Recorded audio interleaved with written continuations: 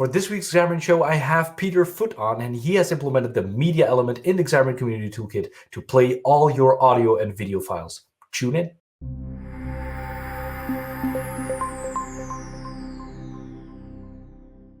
Welcome back, everybody, to the Xamarin Show. This episode is going to be all about multimedia, playing videos, audios, all the things. And I have with me the author of all this good stuff who implemented this in the Xamarin Community Toolkit. Originally, it was a PR in Xamarin.Forms. Actually, it was in Xamarin.Forms, actually. But here we go. Peter Foot, welcome. Hi. Great to be here. Hi. So how are you doing, Peter? Yeah, I'm good. Yeah. Still busy with Xamarin projects, so it's all good. Very cool. I think you work freelance, right? And we just had a talk just before recording this that we've come across each other in the community. We never really spoke that I know of, at least. But I think you're working out of the UK and you're working freelance. Is that correct? Yes. Yeah. So it gives me a chance to work on all sorts of different projects. So there's always something different challenges. It's good. And one thing that I've always wanted to ask you is, Peter Foot, and I think your company is called In the Hand. Does that have some kind of correlation, or? It was intentional, yes. Well, the reason originally is I had a project which was called Bird in the Hand, which was a Pocket PC application for identifying birds. So you pick various attributes, and it would give you, the various matching bird species, and it just became In the Hand, and other projects became Something in the Hand, and it just stuck. So yeah, right. Okay. but someone asked me once, "Oh, it's a bit of a coincidence that your name's Foot and your company's In the Hand," and I thought, yes, but I did choose that intentionally. Yeah, exactly. That's funny. So we're here to talk about the media element, and like I said, this was first implemented in Xamarin.Forms as an experimental, right? Yeah, that's right. Okay, and as with a couple of things that were in Xamarin.Forms first, they had the experimental flag, but now, with Xamarin.Forms 5 being the kind of final version of Xamarin.Forms, it would be weird to have those experimental flags in there. So what we did for a couple of things that we felt like, had to mature a little bit more, we took those and we put them in the Xamarin Community Toolkit so that everyone could still use that great stuff. So, Peter, I remember from that time that you were very, very helpful with, you did the big PR, bringing all this stuff in Xamarin.Forms because, new big features like this, they tend to have a lot of work and review comments, and then you have to go in and change some things. And then you had to kind of redo the whole thing again for the Xamarin Community Toolkit, and you were very helpful for that. So thank you for that. Did you implement this for, did you need this for yourself, for a project, or how does this come to be? Yes, that's how it started out. Yes, I needed it for a project. So I needed a way of displaying a video in both iOS and Android. So it was a case of, okay, there isn't a built-in control, but I know that there is a native controller in each platform. So it was a case of build a simple element and then the renderers for each one. And I modeled the control basic on the UWP equivalent because I thought I'm not going to start from scratch. I might as well follow a model that kind of works. So yeah, there's then one API and 3 different renderers, and it all kind of does the basics anyway. There's always extra features that people want, but it does play videos, play audio, local files remote on the internet, that kind of thing. So yeah, the basics are there, and now everyone can contribute, right? This is really the features that I love. I think we had, other episodes where people were in the same scenario that they had to implement something themselves, and instead of just keeping it to themselves, they contributed it to now the Xamarin Community Toolkit or put it in their own library for anyone to benefit, and that is really great community work. So I guess, hopefully, Peter, you prepared a little demo for us. So let's just hop over to Visual Studio and see what this is all about.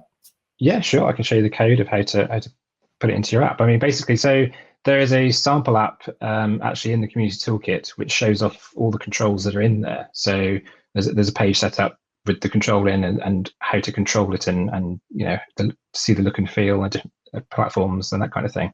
So I thought, why not just have a look at that, really, because it's very simple to drop it into your app. Essentially, if you just want to play a video file, you really only need to put it in the XAML. You don't even need code behind to do anything clever with it. So the example here shows we've got the Xamarin Community Toolkit namespace, the media element control. The source property can be one of several things. So it could be a URL if it's a remote video somewhere, or it can be a local path to a file that's inside your application package. So there's a couple of different ways of specifying that, but this example actually goes to another episode of the Xamarin Show. And so that's all we need to provide. And if it's HTTPS, it should work on all the main platforms. There are some issues about HTTP links aren't really accepted in Apple apps, so you have to work around that and put in special attributes in the project and stuff. So it's best not to do that. And there's some of the other. We should use HTTPS anyway. So Yeah, you should. Yeah. Although the weird thing about it is on WPF, the native MediaElement doesn't support HTTPS, so that's a bit tricky at the moment. Yeah, I don't know why, but yeah, I think now that is open source, I have a feeling that someone's submitting an update to that, so that may be fixed. Hopefully. But yeah, so that was one of those weird platform-specific things. And then there's some basic properties like you can have it autoplay. You can show the playback controls, which are native to the platform. So they appear different depending on what you're using. Generally, they pop up when you touch the screen, and then after a timeout, sort of fade away as well. So the exact behavior of that is platform specific. You can turn them off and then just put your own buttons in. It's entirely up to you, really. There are a number of events as well, so you can track when the file is actually opened, because there's often a delay before it has to read a certain proportion of the file to get the data of it. If it fails, when it reaches the end. And then all the usual layout options like horizontal, vertical, and that kind of thing, so you can decide how it's going to fit in the space available. There's also a seek command, so you can actually get an event when you've successfully seeked to a new position. One of the recent updates in the Community Toolkit actually is that the position property is now fully bindable, which it wasn't originally. So you can actually attach that to a slider or similar, and have a live kind of progress bar for the video. So that's kind of cool. You have all the options here to also customize it, right? Because if you say show playback controls to false, basically you won't see those, and then you can put in your own controls and just hook into the events that are there. And even with the seek bar, you could just replace it with a slider and set it that way. And you can get. I've coincidentally had a little play with it myself as well, and you can get all the data out there and influence all the things with the methods that are there. So you can customize it any way you want, basically. That's perfect. Yeah. I mean, at the end of the day, you just have a box with the video in it, and then what you do around that is entirely up to you. So it's very flexible. Yeah. Cool. Okay. So I mean, I can show you that running on the emulator as well. So this is the just take a few seconds. The as I say, the test app that's part of the project. So it's got pages in it for every feature of the Community Toolkit. That's what we try to do. We try to have, for every feature that's in here, have a sample also in the sample app. I'll just fill the time while talking. So that's what we want to do, so that you can A, see how to use it in code, and B, have a little sample that you can go to actually, test the feature and see if it does what you expect it to do, and if it's something for you to use in your project. Hey, it worked. We have the sample app. Yep, it's up. So we'll just go to, there's a section for views. So these are all the actual controls that are in there. Pop down to MediaElement. And in a second, it loads up because it's like auto playing, and it's playing one of the Xamarin shows. As you can see, the controls are turned on. So if I tap over the thing, it pops up the Android controls, and then they disappear afterwards. I see. I think I see the slider thing down there. It's not this. This is not one of the better sample pages. I think that purplish dot is the slider where you can do the position with. I think unfortunately the current live version of the Community Toolkit doesn't have the bindable positioning. I don't think, or at least the one that's on my machine. But I know it went in recently, so that might be why that's not behaving correctly. But what should be happening is the little dot should be progressing across as the video goes across. And obviously there's a built-in one here, so you'd see a matching kind of one externally. Exactly. And you could also display obviously the text of the position as well, however you want to do it.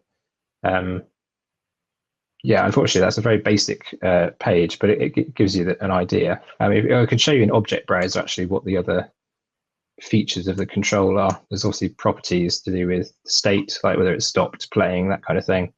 The duration, which is the complete length of the video, the position, wherever it currently is. You can set is looping, so if it's a video that you want to just immediately carry on playing again after it's finished, you can do that.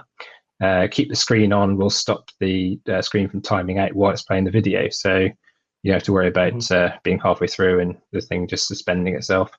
We've already talked about the playback controls. The source, as I said, there's it's one of the types of media source. So it can be a file, it can be a resource in the actual application. There's some read-only properties about the video, so you can get the height and the width, which are the native size for those videos. Right. You can set the volume independently of the system volume as well. I think the default is 1.0, but you can fade it down if you want to, kind of mix in other audio as well. And then some of these are to do with the control talking to the renderers and stuff. You don't need to worry about those, but there's other bindable properties as well. So you can, data bind them to either view models or other controls and that kind of thing. I think we talked about most of the events as well. So issues about failing to load, finishing the media, opening, seeking, that kind of thing. So yeah, and obviously there's methods as well for play, pause, and stop. Yeah. So anything you could want to do, really.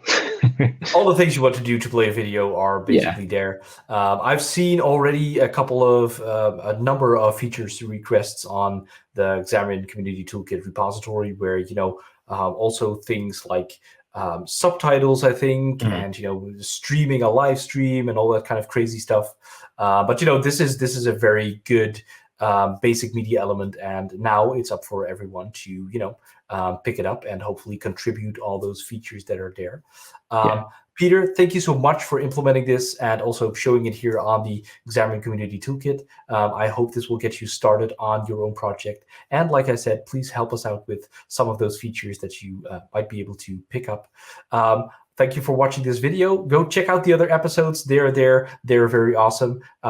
Please click that like button, that subscribe button if you haven't done already. There's a lot of people in the Xamarin Show Club already, but there's always room for more. And I'll be seeing you for the next episode.